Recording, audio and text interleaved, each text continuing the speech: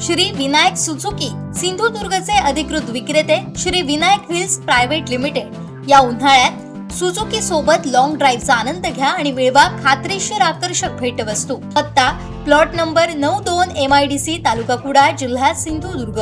संपर्क 9423989781 9423989783 आणि 8605586376। देवगड जामसंडे शहरात कर्नाटक, बेंगळुरू, केरळ आणि राजस्थानसह विविध राज्यातील सुमारे 2.5 ते 3 हजार नागरिक वास्तव्यास असल्याचा दावा करत त्यांच्या मतदार नोंदणीची सखोल पडताळणी करण्याची मागणी शिवसेना तालुका प्रमुख विलास आळसकर यांनी केली आहे। संबंधित BLOंनी याबाबत दक्षता घ्यावी तसेच मतदार यादी शुद्धीकरणाची प्रक्रिया निपक्ष आणि पारदर्शक पद्धतीने राबवावी असंही म्हटलंय। देवगड येथील शिवसेना पक्ष कार्यालयात पत्रकार परिषदेत त्यांनी ही भूमिका मांडली। पाहुयात नेमकं काय म्हणालेत विलास आळसकर।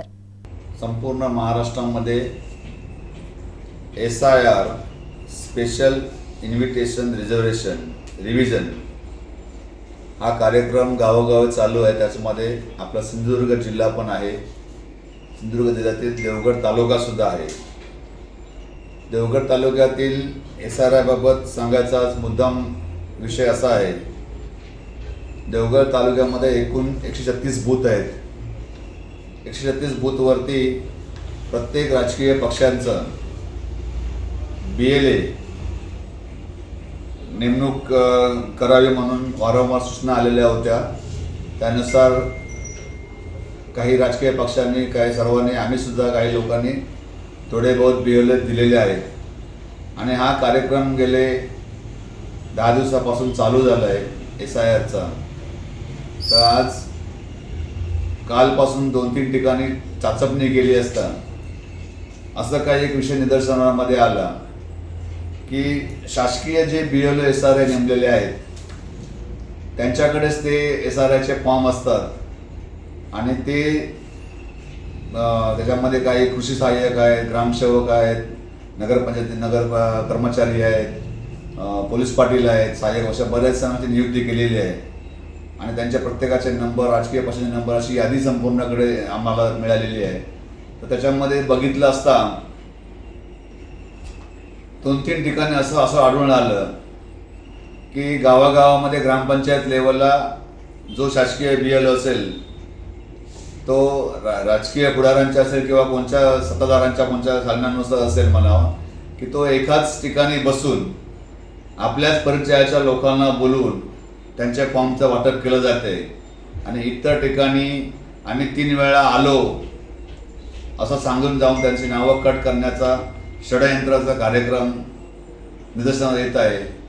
म्हणून देवगडवासियांना, प्रत्येक घराघरातल्या नागरिकांना माझं जाहीर आव्हान आहे की आपण सतर्क राहा, कारण एकदा तुमचं नाव जर याच्यामधून निघून गेलं तर परत तुम्हाला नाव नोंदणी करण्यासाठी खूप आटापिटा कराव्या लागतील आणि नंतर मग आपण एकामेकावरती आरोप करत बसू। त्यापेक्षा 30 तारीखपर्यंत त्यांची मुदत आहे, राहिलेले आता शेवटचे 10-12 दिवस आहे। त्या 10-12 दिवसामध्ये प्रत्येक नागरिकाने जागरूकतेने निकषाने येऊन आपलं नाव नोंद करून घ्यावे, आम्हाला एक जाहीर आव्हान आम्ही आमच्या पक्षामार्फत करत आहोत। काही ठिकाणी असं निदर्शनास आलं, शहरी भागामध्ये, नगरपंचायत हद्दीमध्ये, काही प्रभागामध्ये जे BLO नेमलेले आहेत ते स्वतः ज्यांची BLO नेमले, ज्यांची नावं नेमली आहेत ते नसताना 1-2 प्रभागामध्ये विद्यमान जे नगरसेवक आहेत ते स्वतःच त्या BLOना घेऊन कोणाच्या तरी घरामध्ये बसतायत आणि तिथे आपल्याच ओळखीची माणसं बोलवत आहेत आणि त्यांचे नाव SRIचे फॉर्म भरून घेत आहेत। असे 2 उदाहरणं माझ्या शहरामध्ये निदर्शन आलेली आहेत, 2 ग्रामपंचायतीमध्ये निदर्शन आलेली आहेत। तेव्हा हा जो प्रकार आहे आज मी तहसीलदारांच्या निदर्शन आणून दिलेला आहे, तर त्यांनी त्याच्यावरती त्यांचे जे निवडणूक ते आखाडे मॅडम म्हणजे जे प्रमुख आहेत त्यांच्या निदर्शनामध्ये त्यांनाही मी सगळं त्याची पूर्ण माहिती दिलेली आहे। तेव्हा हा प्रकार होता कामा नये आणि प्रत्येक नागरिकाने जागृत राहून हा आपला कार्यक्रम पूर्ण करून घेणं गरजेचं आहे। उद्या आरोप प्रत्यारोप करण्यापेक्षा आजच जर आपण त्याची तत्परता घेतली तर भविष्यामध्ये कोणाचंही नाव कट होणार नाही याची दक्षता आपण प्रत्येकाने घेतली पाहिजे। दुसरी गोष्ट, शहरामध्ये देवगड जामसंडे नगरपंचायत हद्दीमध्ये माझ्या माहितीप्रमाणे, कारण 2 निवडणुका मी ते तातडीशी कंडक्ट केल्यामुळे देवगड शहरामध्ये जवळजवळ 2,500 ते 3,000 लोक ही कर्नाटक, मुंबई, इतर देशामध्ये अशा बाहेरच्या याच्यामध्ये गावामधले अशा लोकांची नावं आहेत. तर त्या लोकांची नावं जातीनिशी इथल्या BLOने दखल घेऊन ती नावं रद्द करावी. कारण जी बेंगलोर इकडची जी लोक आहेत त्यांच्याकडे त्यांचं तिकडचंही आधार कार्ड आहे आणि आपल्या देवगडचं इकडचं आधार कार्ड आहे. त्याच्यामुळे त्यांची नावं राहता कामा नयेची दक्षता या BLOने घ्यावी. कारण जुन्या घरांमध्ये लोक जेव्हा ते कर्मचारी असतील किंवा शिक्षक असतील असे बरेचसे लोक आहेत जे शहरामध्ये शिक्षक आहेत, अधिकारी वर्ग आहे, जे ते देवगडमध्ये जेव्हा त्यांची बदल्या तेव्हा ते स्थायिक होती त्यावेळी त्यांची नावं आहेत. ती नावं त्यांची आजच्या मितीला ती यादीमध्ये आहेत. ती नावं कुठल्या परिस्थितीमध्ये अगदी दक्षता घेऊन ती रद्द व्हायला पाहिजेत अशी आमची प्रमुख मागणी आहे. तर काही ठिकाणी अजून म्हणजे काही गावांमध्ये एकच माणूस BLO दिलेला आहे. तो राजकीय पक्षाचे जे BLO नेमलेले आहेत, जे फॉर्म असतात SRIचे ते फॉर्म त्या BLOकडे असतात, शासकीय BLOकडे असतात. तर त्या शासकीय BLOने तिथे गेल्यानंतर जे राजकीय पक्षाचे जे कोण BLO दिलेले असतील त्यांना संपर्क साधणं गरजेचं आहे.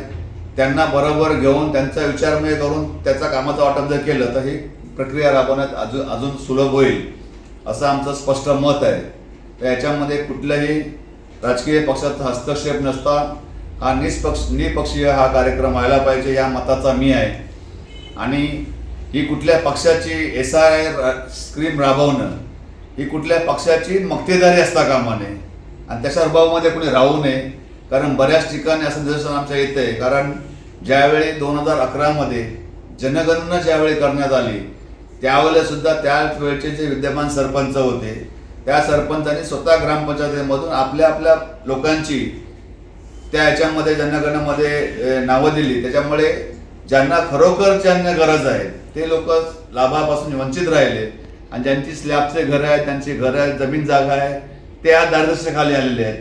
तर ते आता ह्या नवीन प्रक्रियेमध्ये ते बरेचसे जातील. पण असाच प्रकार SRIमध्ये होऊ नये आणि निवडणूक आयोगाचा जो निकष आहे तो त्यांना प्रत्येक बूथवरती 70% फक्त त्यांना ही नोंदणी करायची आहे. 70%च्या वरती नोंद झाल्यानं त्यांना कुठलं बंधन नाही आहे, काय लिगली कायदेशीर कुठलं बंधन नाही आहे. तर ह्या सगळ्या देवगडवासियांना माझे आव्हान आहे की तुम्ही जागृत राहा आणि हा एवढा दुर्लक्ष करणारा एवढा कार्यक्रम आहे हा एकदम तत्पर राहून आपलं एक वेळचं घरचं काय काम असेल तर ते काम त्यावेळेस बंद ठेवा. पण आपलं मदतीत नाव यायला पाहिजे, दक्षता सगळ्यांना पूर्ण घ्यावी अशी माझी त्यांना सगळ्यांना विनंती आहे.